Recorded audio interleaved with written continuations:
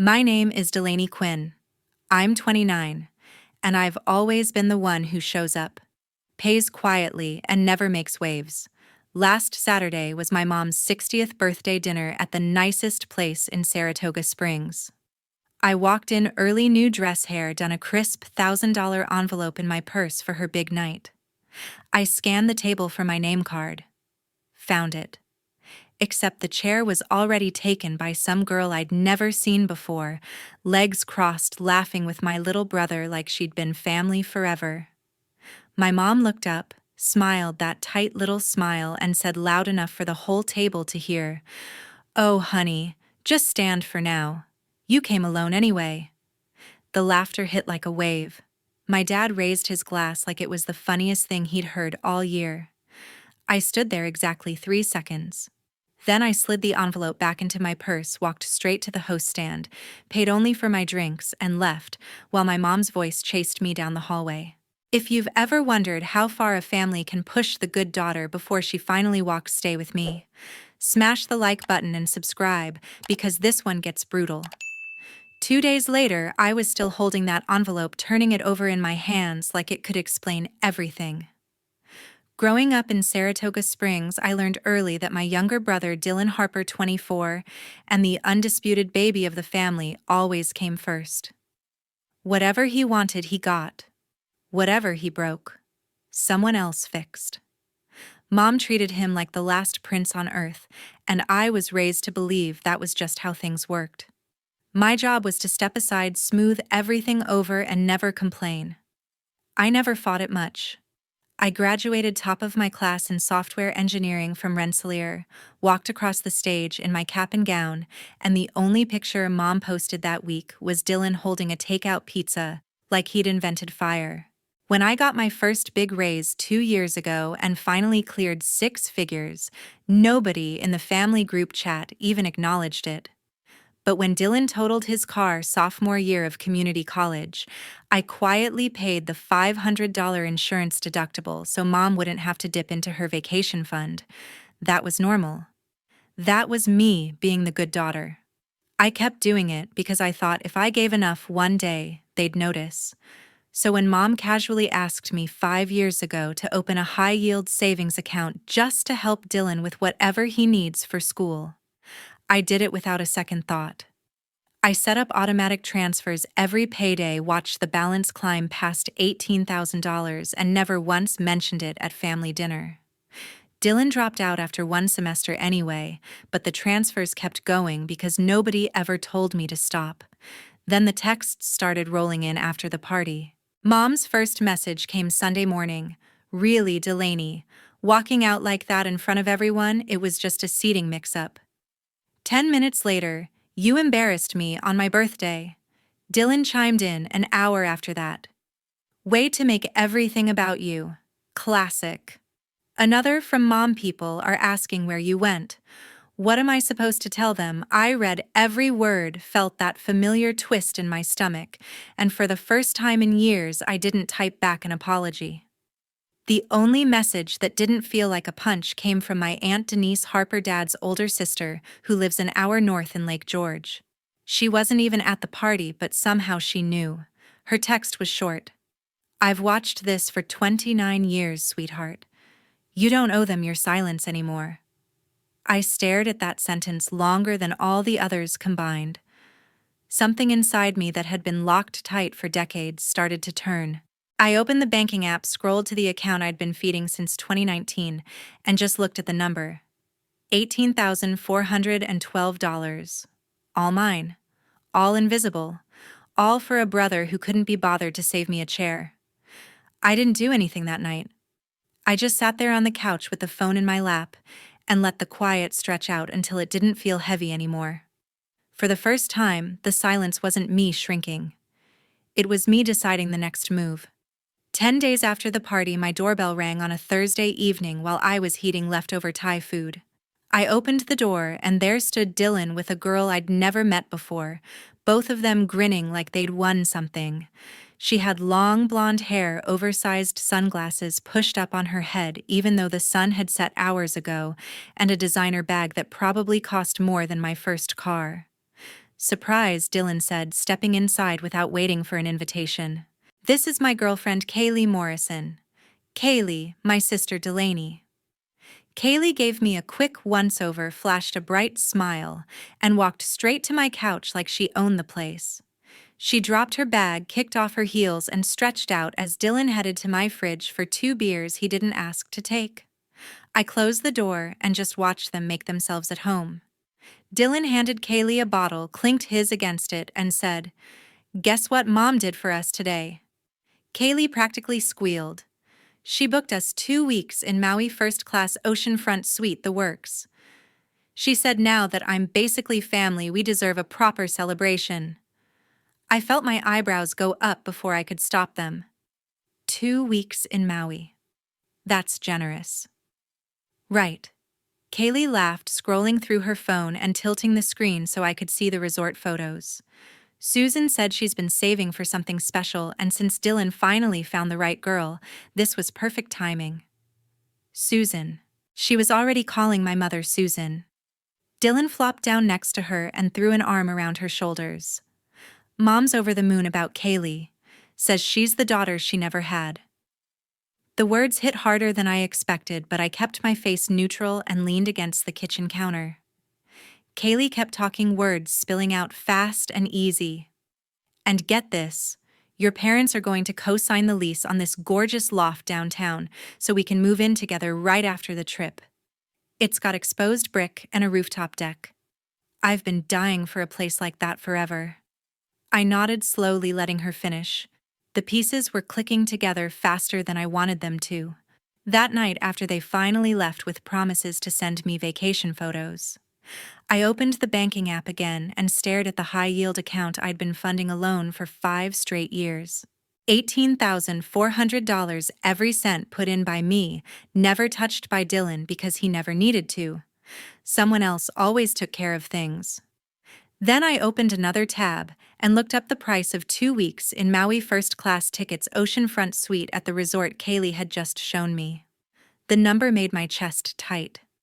I thought about every overtime shift I'd picked up, every vacation day I'd cashed out instead of using, every time I told myself it was fine, because family helps family. Kaylee's voice kept replaying in my head, casual and happy, talking about lofts and rooftops and cosigns like they were already done deals, like my parents had an endless supply of money they'd never once offered to spend on me. I set the phone down, walked to the window, and looked out at the quiet street I'd grown up on. For the first time, the realization wasn't a slow burn. It was ice cold and crystal clear. I wasn't the reliable sister anymore. I was the unpaid subscription they'd all forgotten they could cancel. That same night, I didn't sleep much. Around 2 a.m, I sat up in bed, grabbed my phone, and opened every banking and loan app I had. 10 minutes later, the entire $18,000 sat safely in a brand new account under only my name. Another 5 minutes after that, every single automatic payment I'd been covering for years was gone, canceled with a couple of taps. The last thing I touched was the old private student loan Dylan had taken out senior year of high school. I had co-signed it back when Mom begged me to help him get a lower rate. I stopped the autopay that had been pulling $300 from my checking account every month for the last 4 years. I set the phone on the nightstand, lay back down, and finally fell asleep, feeling lighter than I had in a decade. By 8:30 the next morning, my father, Greg Harper, 62, and usually the calm one, was already leaving me voicemails that sounded nothing like him. "Delaney, the bank just called about Dylan's loan. They say the payment bounced and they're threatening collections. Call me back right now." Mom, Susan, Harper, 60, and never calm when money was involved. Called 2 minutes later, practically screaming into the phone. "What did you do?" "The lender is saying we're in default because your name is on this thing too." "Fix it, Delaney. Fix it today." I let both calls go to voicemail and drank my coffee on the porch while the notifications kept lighting up my screen. Dylan's texts came in next one after another, each angrier than the last. "Are you serious right now? You're actually trying to ruin my life over a stupid chair. Mom's crying because of you." "Pick up the phone, you selfish bitch." I read them all, thumb hovering over the keyboard, and for the first time ever, I simply turned the phone face down and walked away. Instead of answering any of them, I called the one person who had never asked me to shrink. My best friend, Jessica Bennett, 29, and the only person who'd been there the night I got my master's degree when no one else showed up, answered on the second ring. "Hey, you okay?" she asked the second she heard my voice. "No," I said, and then I told her everything, starting with the restaurant and ending with the bouncing loan payment that had my parents in full panic mode an hour ago. I didn't cry. I didn't raise my voice. I just laid it all out like I was reading someone else's story. When I finished, there was a long pause, and then Jessica said exactly what I needed to hear. "Good. It's about damn time. Whatever you need, I'm in." Later that afternoon, I drove up to Lake George and sat on Aunt Denise's dock with a mug of tea, while the water lapped against the posts. I told her the same story, every ugly detail. She listened without interrupting once, which was new for anyone in my family. When I was done, she reached over and squeezed my hand. "Your mother and I never saw eye to eye on how to raise kids," she said quietly. "Looks like you just graduated from her school." I laughed for the first time in weeks, and it didn't feel forced. By the time I drove home, the sun was setting and my phone had 37 missed calls and more texts than I bothered to count. I didn't listen to a single voicemail. I didn't read another word. For the first time in my adult life, the silence wasn't something I had to fill. It was mine, and I was keeping it. 3 months later, a thick cream envelope showed up in my mailbox with calligraphy I recognized as Mom's handwriting. I carried it inside, slid it open, and pulled out a heavy wedding invitation for Dylan and Kaylee set for early fall at the fanciest venue in Saratoga County. Tucked inside was a small card in Mom's familiar script. "We saved you a seat this time. Promise hearts." I stared at those 8 words longer than the rest of the invitation combined.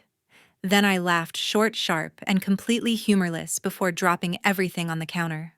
That same afternoon, I went to the venue's website, found the couple's wedding page, and booked the surprise love story video montage add-on package for $900. I paid in full, uploaded a placeholder file, and received a polite confirmation email saying the file would play exactly as scheduled during the reception. No questions asked. It's amazing what people will accept when money is attached. Over the next few weeks, I started digging nothing illegal, just public records anyone can pull in New York State. Kaylee's full name turned up 2 separate divorce filings in Saratoga County Clerk's office, one finalized only 18 months ago. Both ex-husbands had court judgments against her for unpaid credit card debt she'd racked up in their names. One judgment was still active with a lien on any future assets. I printed everything. Dylan's credit wasn't hard to piece together either. He'd added me as an authorized user on 3 of his cards years ago so I could help in emergencies. I'd forgotten to remove myself. Now those accounts showed balances maxed out at $12,000, $15,000, and $10,000 respectively, all opened within the last 5 months. The charges were easy to spot: camera equipment, ring light, studio rental in Albany, and dozens of cash advances labeled YouTube Content Fund. The statements even listed payments to Kaylee's PayPal for vocal coaching and branding.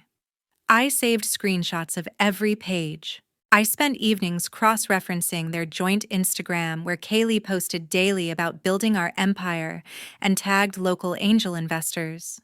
One couple appeared in almost every story: Richard and Elaine Caldwell, both in their late 60s, smiling next to Dylan and Kaylee at charity galas, clearly proud to be backing the next big content creators. I made in upstate New York. I made notes. I printed more pages. I built folders.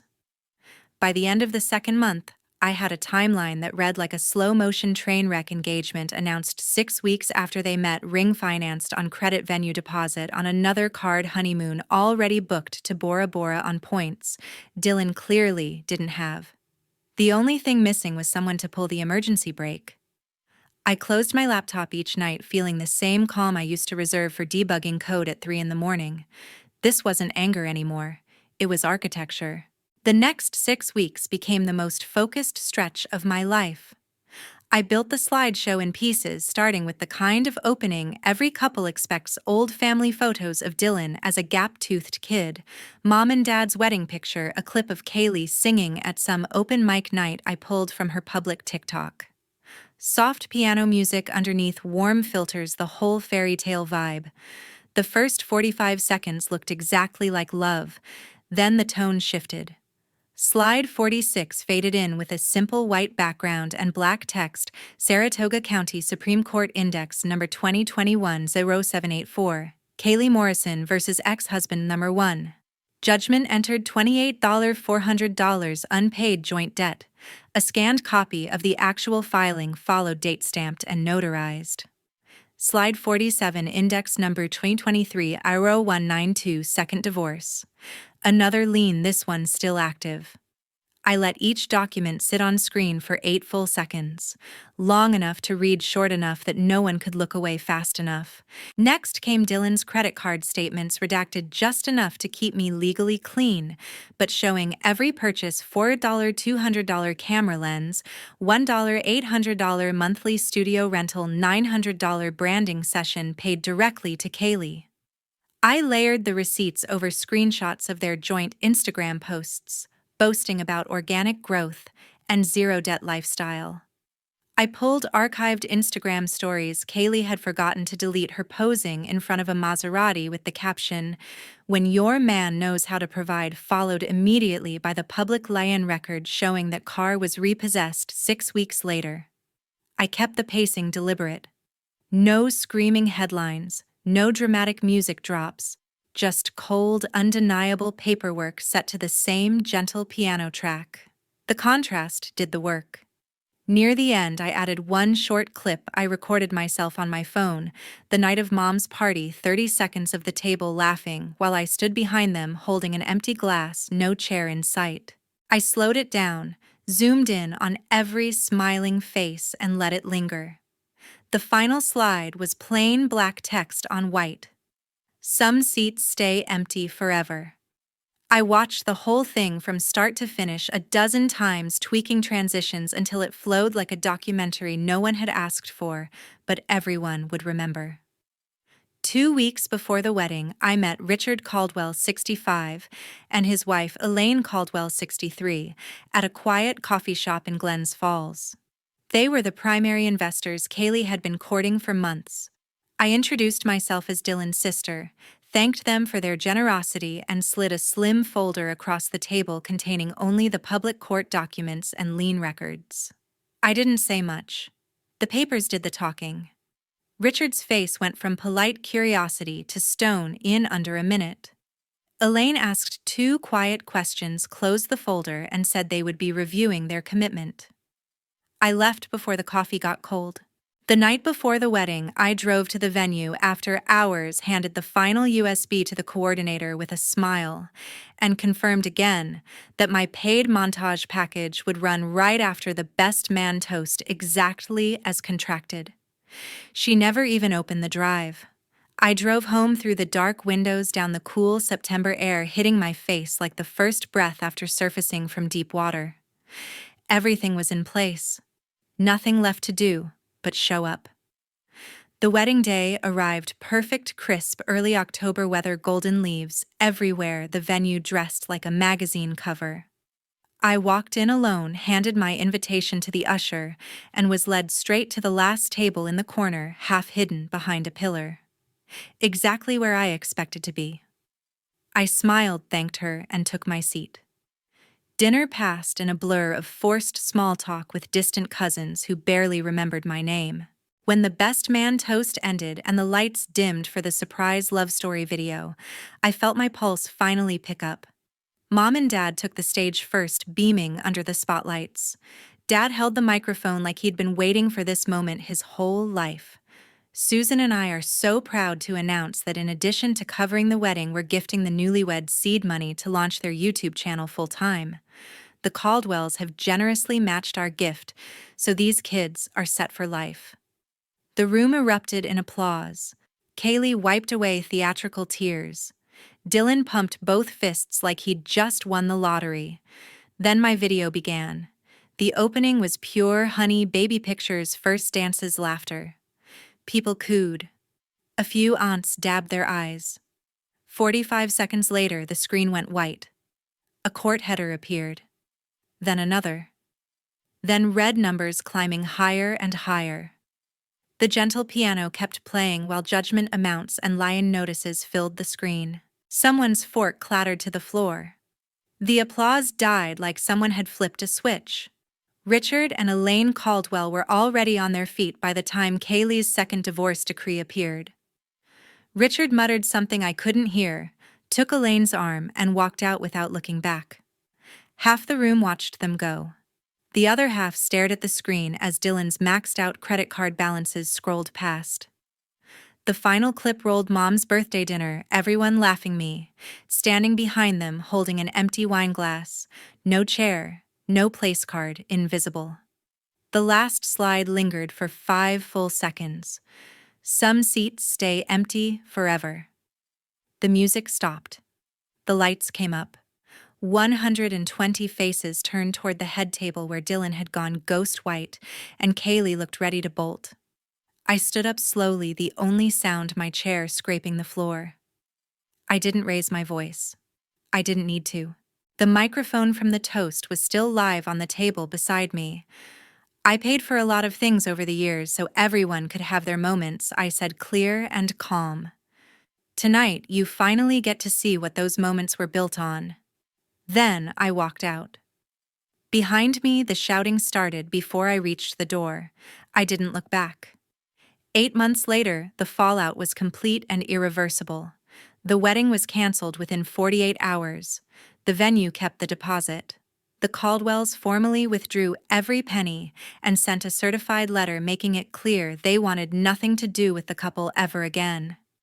Dylan's credit cards went to collections. The total debt topped $42,000 once interest and fees piled on. He moved back into Mom and Dad's basement after Kaylee packed a single suitcase and left for Florida without telling anyone where she was going. Last I heard, she changed her last name on social media and deleted every trace of the engagement. Mom and Dad had to refinance the house to cover the remaining balance on the old student loan they'd co-signed years ago when I stopped the payments. They lost the vacation fund, the new car fund, everything. The for sale sign went up in April. I took the $18,000 I'd pulled back, plus everything I'd saved since, and founded the First Seat Scholarship through the Saratoga Springs Community Foundation. It funds first-generation college students who are also the invisible oldest siblings in their families. We gave out the first 3 awards last month. I still live in the same town. I still see my parents at the grocery store sometimes. We nod. We move on. Blood may be thicker than water, but it isn't bulletproof. Sometimes the only way to stop being the unpaid subscription is to cancel it yourself. If you've ever been the one who gave everything and got nothing back, I hope this story reminds you that you're allowed to choose yourself. Thank you for staying until the end. Drop a comment and tell me where you've had to draw your own line. I read every single one.